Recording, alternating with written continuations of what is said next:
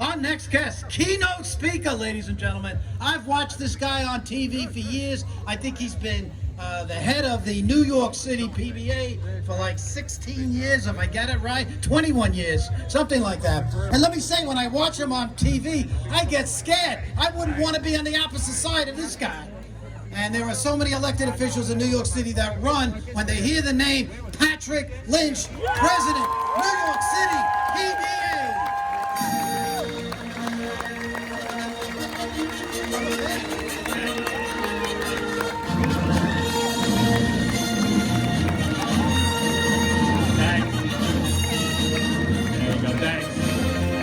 Thanks so much after that introduction, but I'll tell you where I'm from.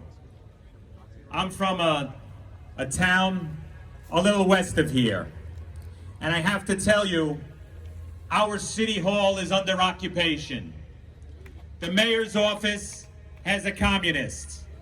That's right. The city council are socialists. The people living on the street in the front are anarchists. So that's where I'm from. So it's great to be out here today, to stand here and see all these flags and never put them down. Never put them down. You know, as Jimmy said, I've been a cop for 36 years. And in our business, you know, you have your hills and you have your valleys. And you know that we've gone through difficult times. But I have to tell you this. Folks always ask me, first they say you're shorter in person. Then they ask, why you're so angry? And you know what? I can't say that I'm actually angry. But I can say this. I'm worried. I'm really worried. I'm worried because I see the world that we created, the world that we protect, the world that my father fought in World War II for is disappearing. That's right. And it doesn't make any sense. And what we're here today is to show that there's folks in all of our neighborhoods, whether it's in my town or it's in your town, whether it's out east or it's out west. This is what our community is made of. So, you know when they demonize law enforcement, in the last 6 months, where we went from the heroes to the demons. Do you remember, there was a poem on September 11th, and we have some families here that lost their loved ones on September 11th. And as it led up, I find September 11th is harder to deal with now than it was then. I think we were all just trying to survive. But as I caught up on Facebook and stuff, there was a poem there that it just was titled September 12th. And I'll be honest, I kept skimming over it. And recently I read it. And what it said basically is, I miss September 12th. They miss September 12th because after September 11th, the world stood up. The world united.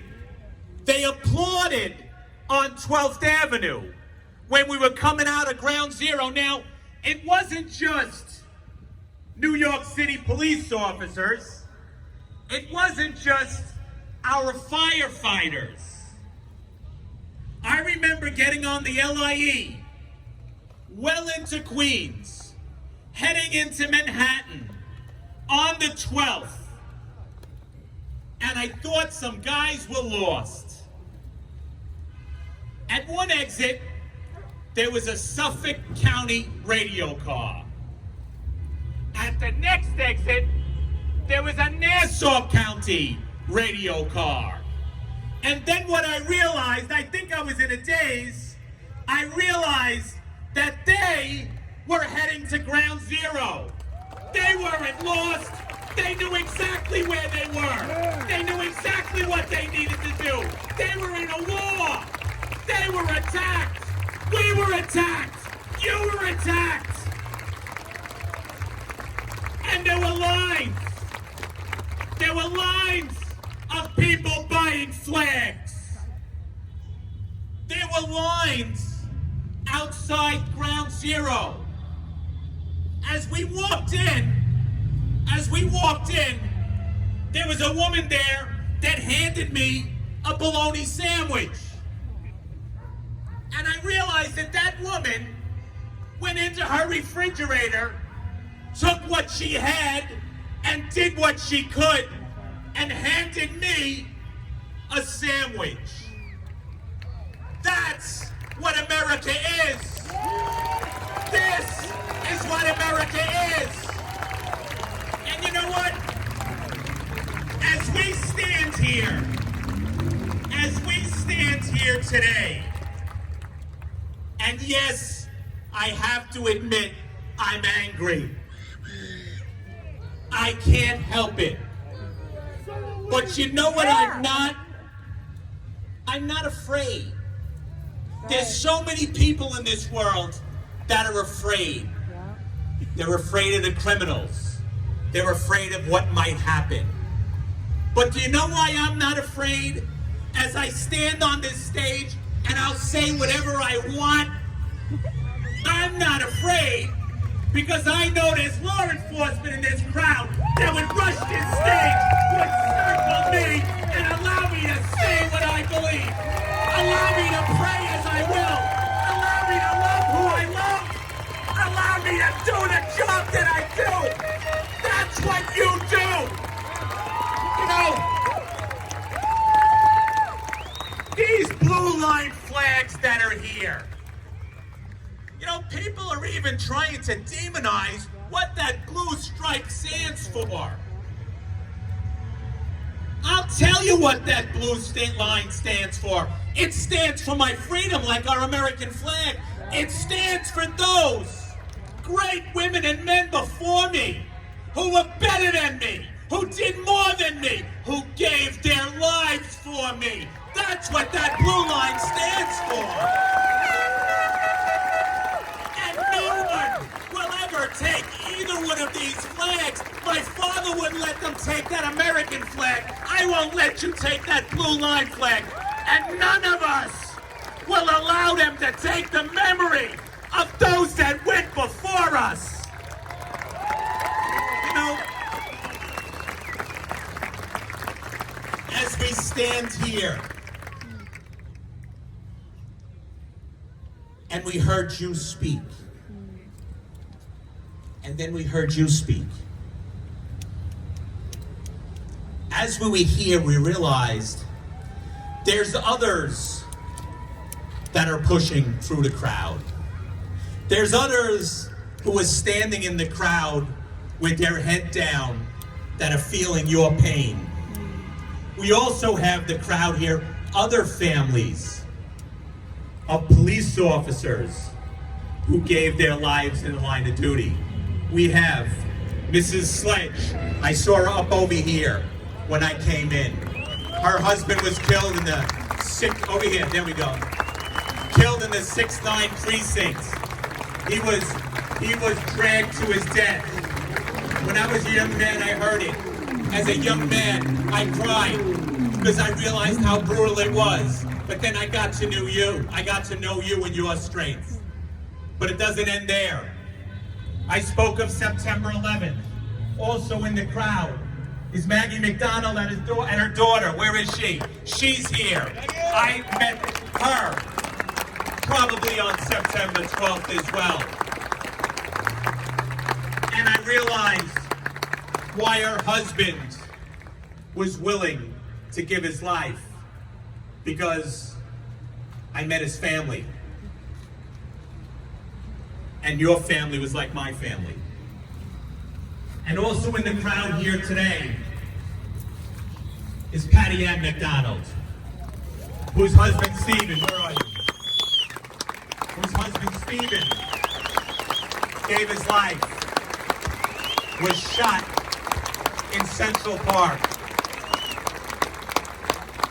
and was paralyzed and was an inspiration, not just to me, not just to you, but to children, to families, to the rich, to the poor, to our country.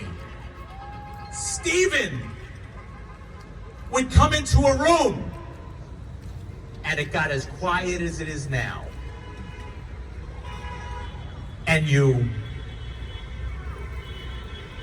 didn't know whether you should feel good or you should feel bad.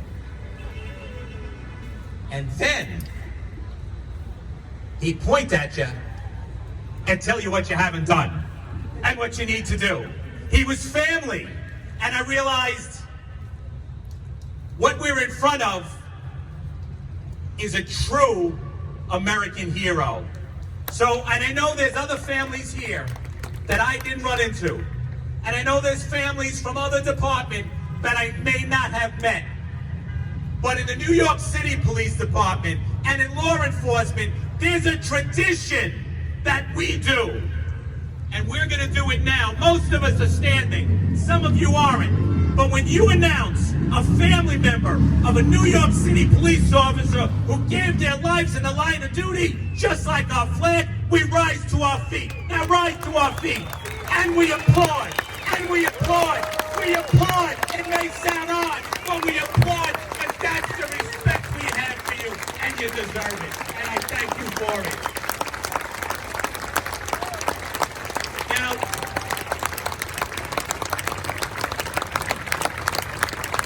sit back down because someone will take a seat. Now, I don't want to go on and on. And there's so much we have to cover. And you know what?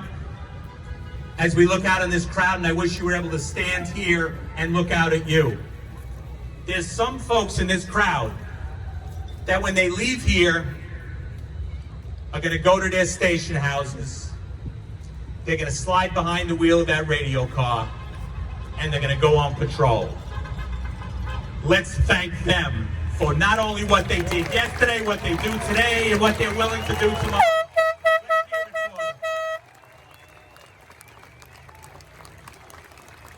You know what? This fight, and make no mistake about it, this is a fight. It's a fight we need every last one of you. Yes, we need you to vote, but we need you to be loud. We need you to have those uncomfortable conversations, because there's conversations going on. Now, I have a high school diploma. I didn't go to college. But there's some college professors that are teaching our young folks that what we stand for should be torn down. They're teaching these folks that New York City police officer, Nassau, Suffolk, Trooper, MTA, who am I leaving out? All of y'all. They're teaching them that we're the demons. That when they dial 911 because they need help, that we caused the problem. That when we get there, they said, even though you called us, let's fight with them. So, yes, we have to vote, but we also have to get loud. We also cannot be afraid. We have to say, no, you're wrong. We have to go out there and we have to save our job. We have to save my city.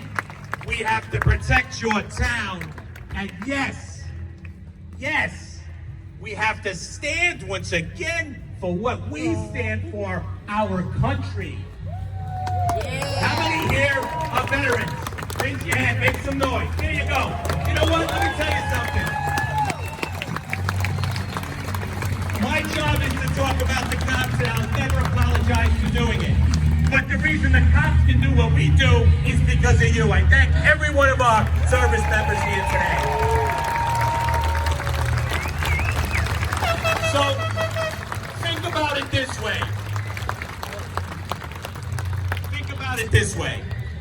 we have to vote. And we have to vote for the folks in these bold billboards all around us. Look, I'm a straight talker. It's so serious now. When was the last time you saw all of us on the same stage, endorsing the same people, saying the fight is on? So when we vetted these folks, the questions I asked, we asked them, and they answered yes. So yes, we need to vote to keep the most powerful voice in the most powerful office in our country. We need President Trump in that office.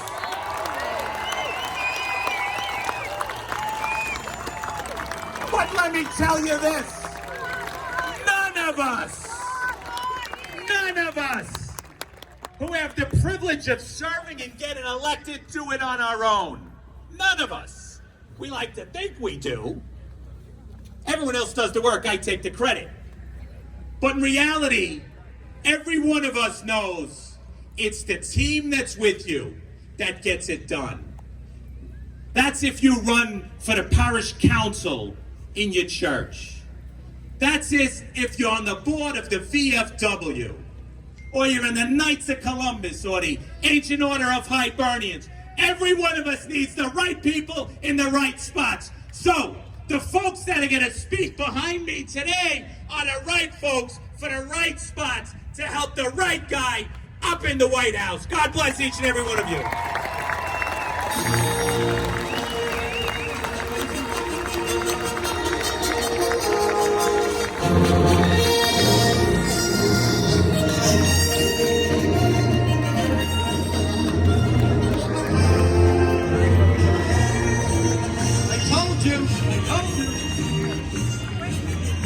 Isn't it great he's on our side? Yeah.